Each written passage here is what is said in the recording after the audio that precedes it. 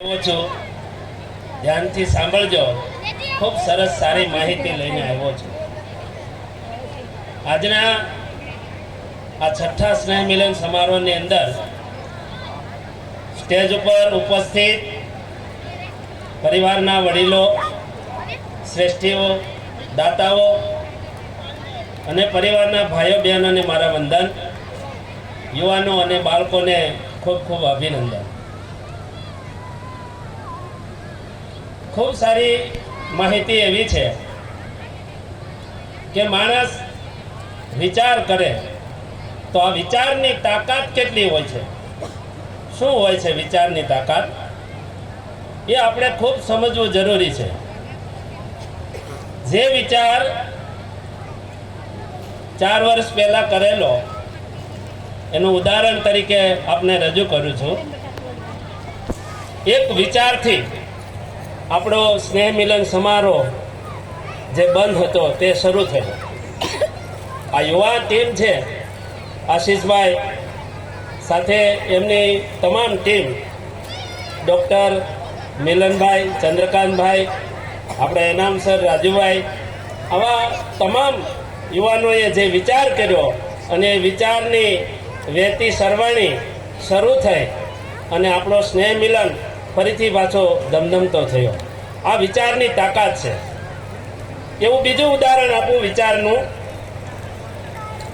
કે આપણા સૌરાષ્ટ્ર લેવા પટેલ સમાજે 2014ની અંદર એક વિચાર કર્યો કે આપણા પરિવારના આપણા સમાજના યુવાનો કંઈક બને કંઈક સારી કારકિર્દી કરે કંઈક ઉદ્યોગપતિ બને ગવર્મેન્ટ અધિકારીઓ બને એના માટે કંઈક અહીંયા આપણું સ્થાન હોવું જોઈએ કંઈક ભવન હોવું જોઈએ આ 2014નો વિચાર કોણે કર્યો આપણા પરિવારના આપણા સમાજના ખૂબ ચિંતન કરતા કાનજીભાઈ ભાલાળા સાહેબ એમની ટીમ એમણે એક વિચાર મૂક્યો સમાજ આગળ કે આપણા પરિવારના આપણા સમાજના યુવાનોનું શું જે યુવાનોને સૌરાષ્ટ્રમાંથી આવતા હોય આપણે ભાવનગર છે અમરેલી છે રાજકોટ છે જુનાગઢ છે જામનગર છે આપણા સૌરાષ્ટ્રના જે 5 જિલ્લાઓ છે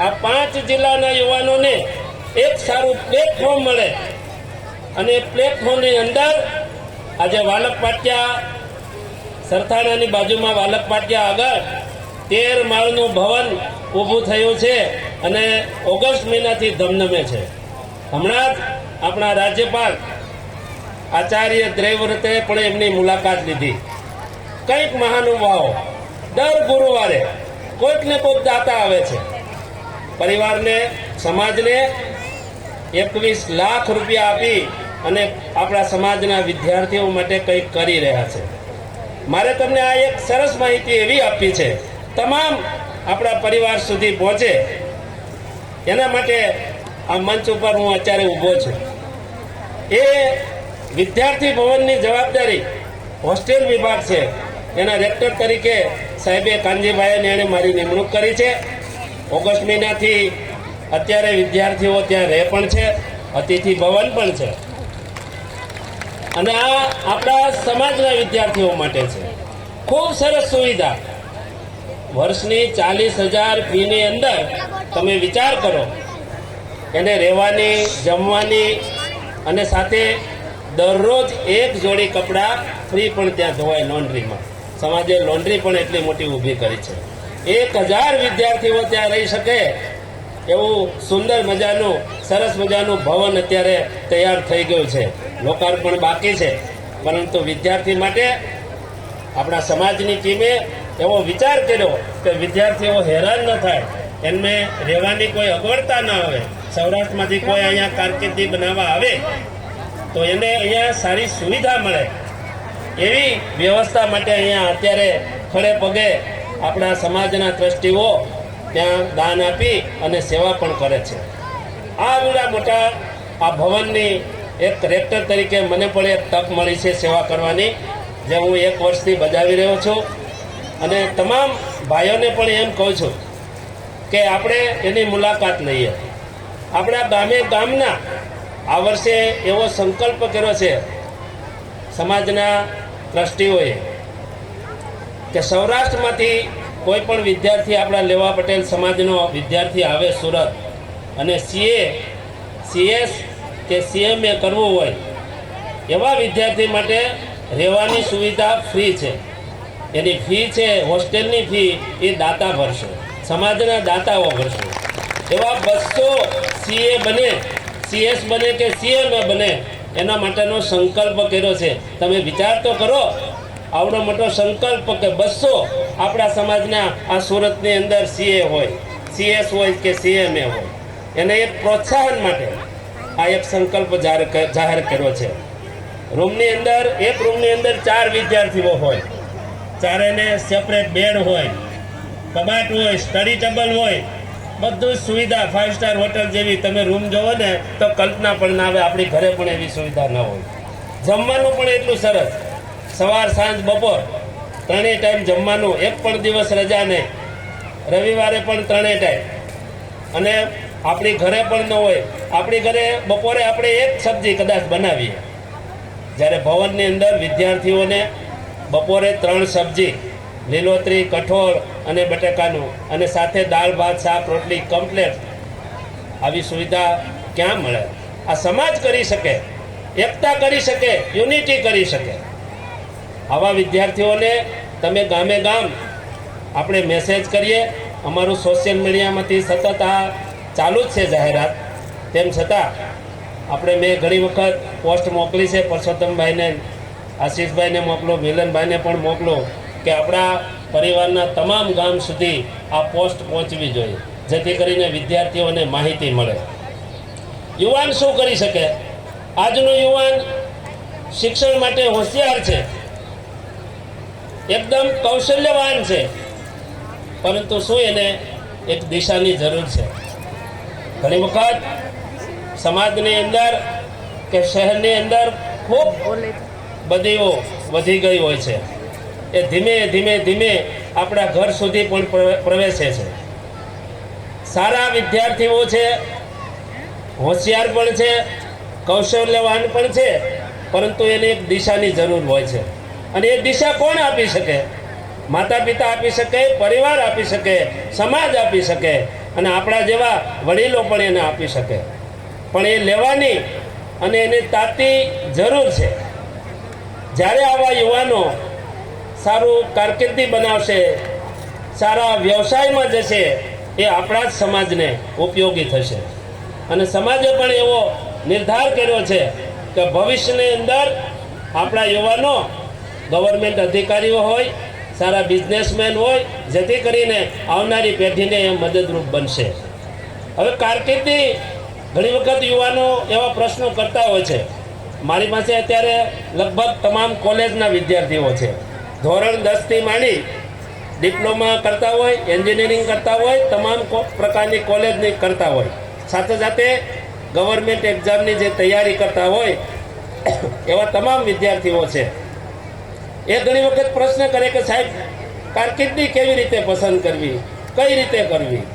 તો હું એ લોકોને કહું છું કે ભાઈ, તમે એવી કારકિર્દી પસંદ કરો કે એનું કૌશલ્ય તમારામાં હોય, તમારામાં એની આવડત હોય, તમને એ કામ કરવાનું ગમતું હોય.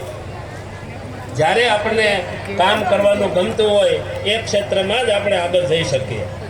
અન્યથા જબરજસ્તી કારકિર્દી પસંદ કરી હોય, કોઈની દેખાદેખીમાં પસંદ કરી હોય, કોઈ મિત્રની સલાહથી પસંદ કરી હોય, તો એ કારકિર્દીમાં કેવું બને કે કામ નહીં, પરંતુ એવું લાગે કે આપણે ઢસરડો કરતા હોય એવું, અને એમાં જોઈએ તેવી પ્રગતિ થતી નથી.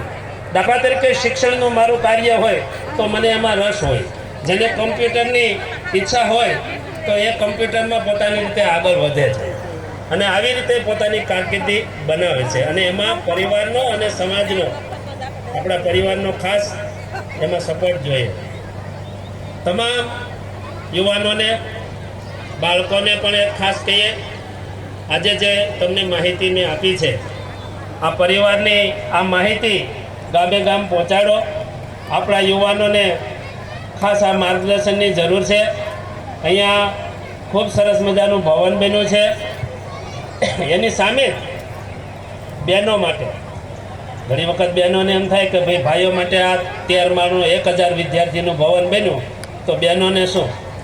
બહેનો પણ કોલેજ કરે તો એની સામે 1.5 કે 2 વર્ષની અંદર 500 બહેનો માટે સરસ મજાનું ભવન બની રહ્યું છે વાલક પાટિયા, જેનું નામ છે કિરણ મહિલા ભવન. આ કિરણ મહિલા ભવન 500 બહેનોને રહેવા જમવાની સુવિધા, સાથે સાથે તમામ પ્રકારના તાલીમી વર્ગો પણ ત્યાં ચાલશે.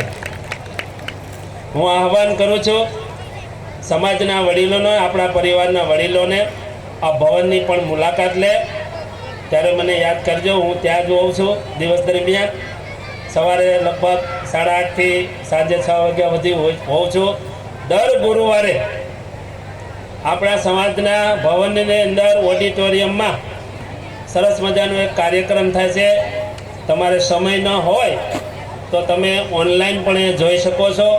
ખૂબ સરસ મજાના વિચારો રજૂ થાય. આ મેં વિચારની તાકાત શું કીધી તે, માણસ જેવો વિચાર કરે અને સતત વિચાર કરે તો એ વસ્તુ, એ ઘટના બનતી હોય છે. એ આના ઉપરથી શક્ય બને. આવા 2 મેં ઉદાહરણ પણ તમને આપ્યા. આ સમાજનું ભવન જ્યારે બનતું હતું, હું ત્યારે લગભગ 2024ની અંદર એક શાળાના પ્રિન્સિપાલ તરીકે કાર્યરત હતો.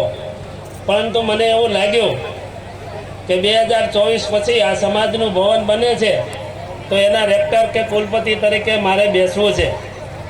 અને એ વિચાર મે મહિનામાં શરૂ કર્યો. સાહેબને મળ્યો, કાનજીભાઈને, થોડાક પરિચયમાં પણ હતા. અને એમને એમ લાગ્યું કે નહીં, આમની પાસે કંઈક ટેલેન્ટ છે, કંઈક આવડત છે, સમાજના વિદ્યાર્થીઓને કંઈક દિશા આપી શકશે. તો એ રેક્ટર તરીકેની મને સેવા કરવાની તક પણ મળી છે. આ સમયે આ પરિવારે મારું સન્માન કર્યું. અહીંયા બોલવાનો મને જે તક મળી છે તે બદલ આપણી યુવા ટીમનો ખૂબ ખૂબ આભાર માનું છું. અસ્તુ. જય હિન્દ, જય ભારત.